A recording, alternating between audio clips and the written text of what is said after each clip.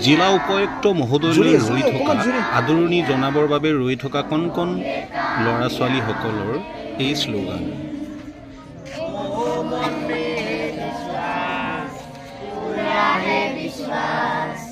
हम होंगे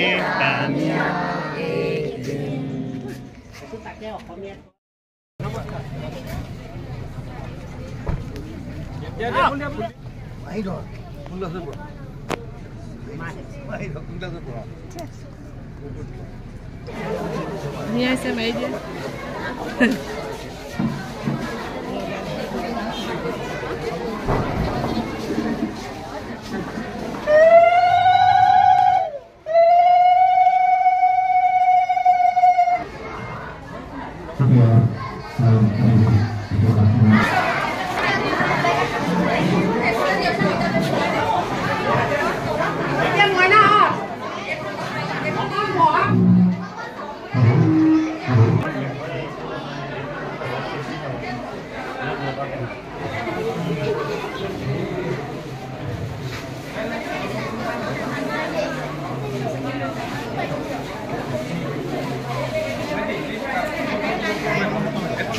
পাৰ্টি পৰিৱেশন কৰিব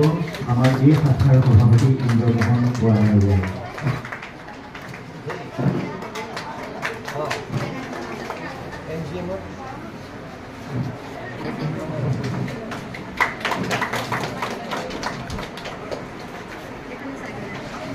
একেবাৰে আৰু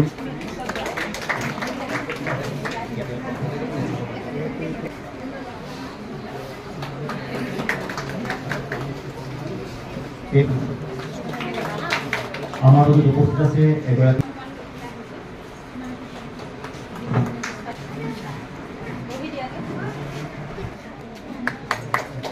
লগতে শৰৎ চন্দ্ৰ মহন্ত,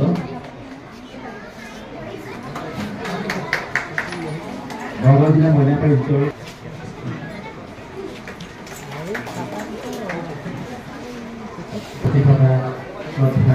নগাঁও জিলা আয়ুক্ত মহোদয় দেৱাশীষ বৰ্মা ছাৰক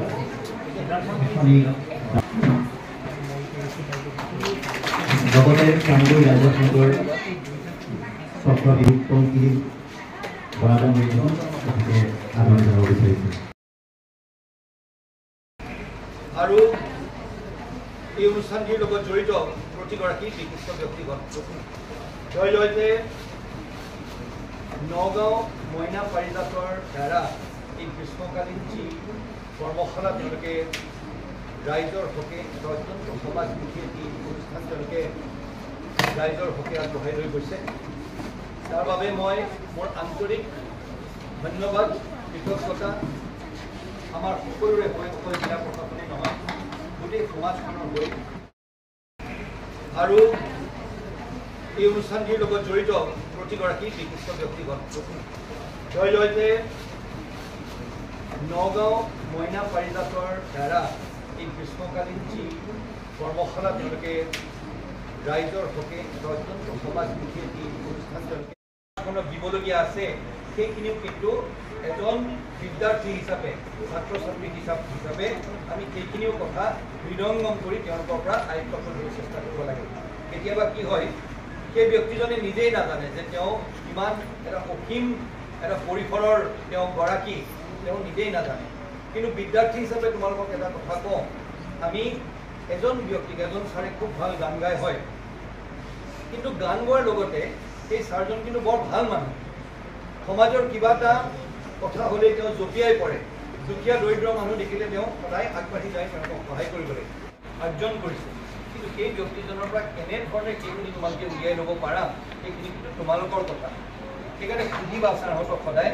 অকল কৰ্মশালাটোত যিখিনি বস্তু শিকাইছে অকল সেই কথাই নহয়, আৰু কেতিয়াবা যেতিয়া বুজি নাপোৱা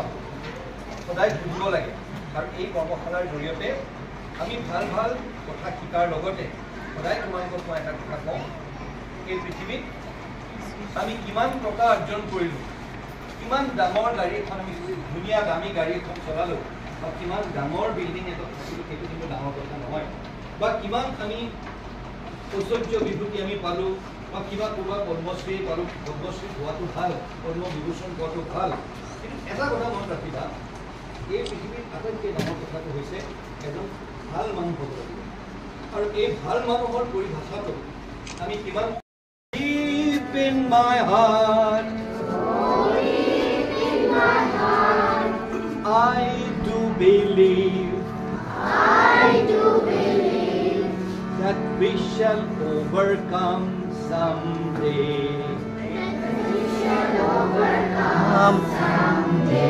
এই মাত্ৰ 4টা লাইন এই 4টা লাইন আমি যদি শিকি লওঁ তোমালোকে গোটেই পৃথিৱীত কাইলৈ যদি কোনোবা এডোখৰ জেগালৈ যোৱা কাইলৈ তোমালোক যাব লাগিব ক'বলৈ ডাঙৰ ডাঙৰ জেগাত যোৱা এই গীতটো তুমি আফ্ৰিকাত গোৱা তুমি আমেৰিকাত গোৱা তুমি লণ্ডনত গোৱা তুমি দিল্লীত গোৱা এই গীতটো গোটেই পৃথিৱী বিখ্যাত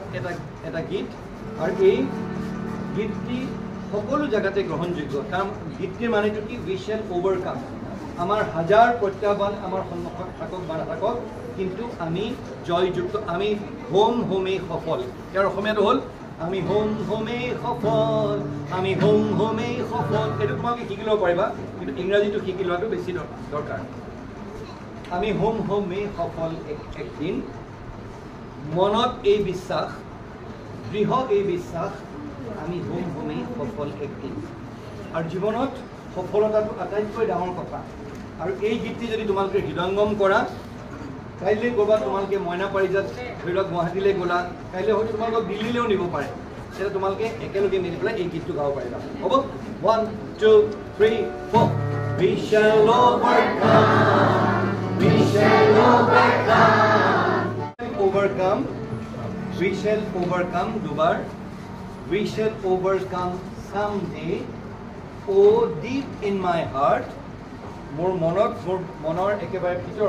ভিতৰত I do believe মই বিশ্বাস কৰোঁ that we shall overcome someday মই জয়যুক্ত হ'মেই মই সফল হ'মেই হ'ব এইটো ভিতৰ লগত এটা হাৰমনিয়াম বজাব দাদাই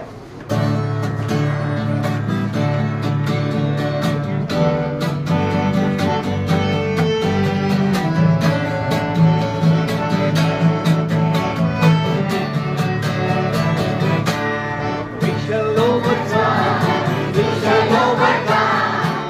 shall overcome someday.